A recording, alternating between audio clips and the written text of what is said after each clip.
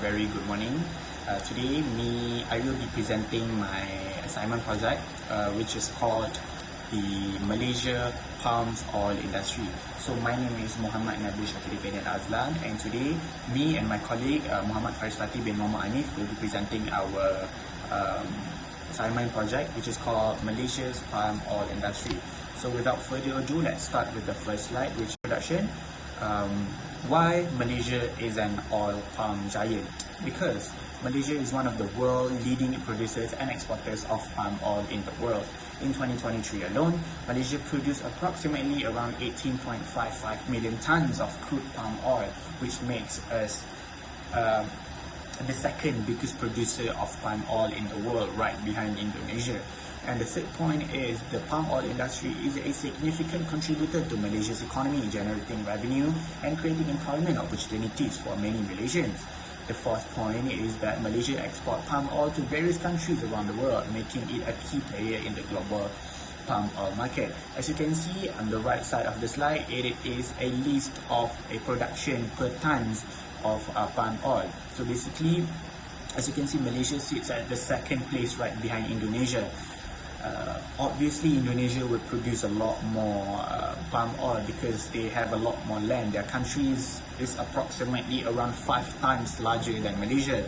However, their production is not 5 times larger than us. That indicates that Malaysia produces higher palm oil per capita compared to any other country in the world.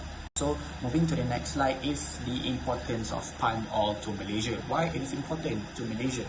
It is because that it is a pillar of economic growth to Malaysia. In 2023, palm oil contributed about 2.7 towards Malaysia GDP, or roughly around 184 million ringgit. It is also provides employment opportunities for millions of people, from plantation workers inside the farm up to the very skilled engineering professionals working at the extraction plant. It also drives economic growth in rural area with suitable land for cultivation, and also export of the palm oil and its derivative is a major source of foreign currency in Malaysia. So what that means, basically, when we sell the palm oil into the international market, they will buy it using US dollar. That means that it is the main source of foreign currency for Malaysia, which is good. So on the left side of the slide is a pie chart of the contribution of palm oil to Malaysia GDP. Like I stated before, it is 3.7% from other sectors. I will be explaining about the crude palm oil CPO processing, a step-by-step breakdown. So the first one is that it goes to a palm fruit precipitation, meaning that the fresh fruit is obtained from the farm. And then second, it will go into the sterilization process, meaning that the fruit that we collected before will undergo a sterilization process to kill any enzyme that can degrade the oil quality. The third one is a palm fruit threshing. So in this process, the sterilized palm fruit that we have before, they are threshed to separate the individual root from the branches, meaning that right now we just only want the fruit and not the leaves and other parts of the palm fruit. So this process involves a mechanical agitation or impact to detach the fruits from its leaf or branches, like I mentioned before. So the fourth one is a palm fruit digestion. So basically in this process, the separated fruit, they are digested in hot water to soften the mesocarp or the pulp to facilitate oil extraction. And then after it is being digested, now the pulp is now being pressed to extract the crude oil coming from the pulp. So the remaining fiber, known as palm fiber, is a valuable byproduct that is used in other industries. So usually, company will sell them to other company for them to process the palm fiber or the byproduct to produce something else. It could be recycled material and whatnot. It's not only for one purpose only. And then after that, we go to the nut and fiber separation process. So the solid residue from the pulp processing, consisting of palm nuts and fiber, is now separated. So the nuts, they are being separated and then they are being recovered from the fiber.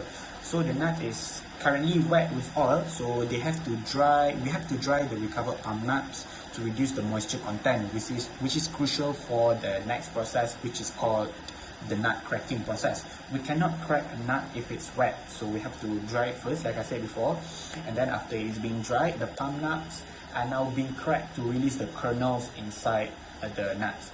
So after they being cracked, now it's time to separate the kernel from the outer shell of the nut. So basically, what we are doing is gonna crush the kernel again, is because we want to break them into smaller pieces.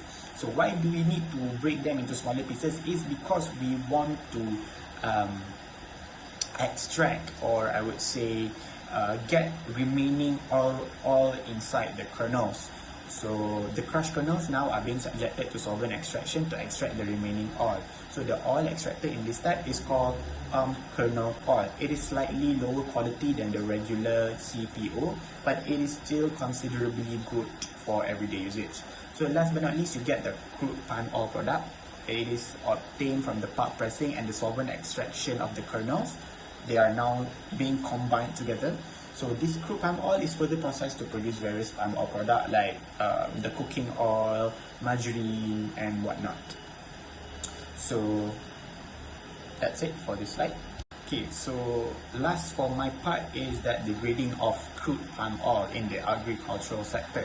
So basically the grading of CPO is being divided into four, which is the FFA content, free fatty acid content, moisture content, color, and also impurities. So for free fatty acid content, a higher FFA content indicates a lower quality, as it can lead to rancidity and reduced shelf life.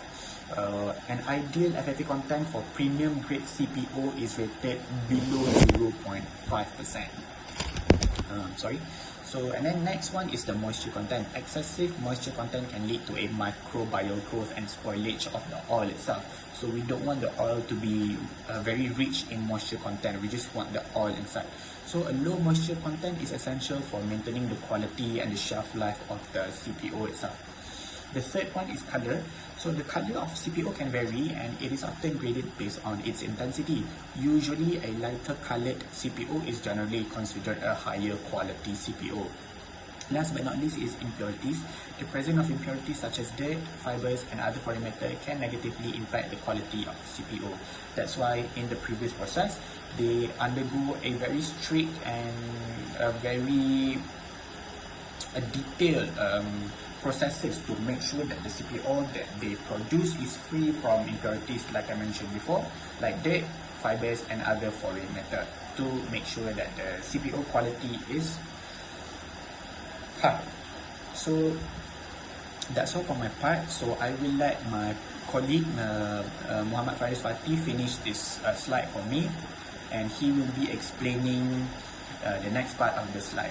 So that's all for me. Thank you. So I will continue the presentation. Let's take a look at the refining process for crude palm oil, which can be approached chemically or physically. First we go to the chemical refining. First of all, the GUMI. The GUMI remove gums using hot water and phosphoric acid with sodium hydroxide, neutralizing any remaining acids. Second is deacidification, neutralize free fatty acids to prevent rancidity, creating a byproduct called soap stock. Thirdly, washing remove any residual alkali and soap stock from the oil. The fourth one is decolorization, use agent like activated clay to lighten the oil by removing pigment. Last but not least is deodorization, eliminate unwanted odor and flavor through high temperature steam treatment, resulting in refined, bleached and deodorized oil. So for the next slide, we go to the physical refining. It's almost the same with the chemical refining, but this alternative skips chemical neutralization and instead relies on heat and mechanical method to purify the oil. Both methods ensure the final product is suitable for a wide range of applications. So let's go to the last slide, which is role of chemical engineers in the palm oil industry. Chemical engineers are instrumental in advancing the palm oil industry. First of all, process optimization. They design and refine processes to enhance efficiency, lower costs, and minimize environmental impact. Second is product development. Engineers innovate new palm oil-based product and explore application in diverse fields, adding value to the industry. Third one is quality control. Ensuring high standards, chemical engineers implement stringent quality control measures for palm oil and its derivative. The last one is environmental sustainability. By developing green technologies, engineers address waste reduction, pollution control, and resource conservation, helping the industry align with suitable practices. So that's it for me. Thank you.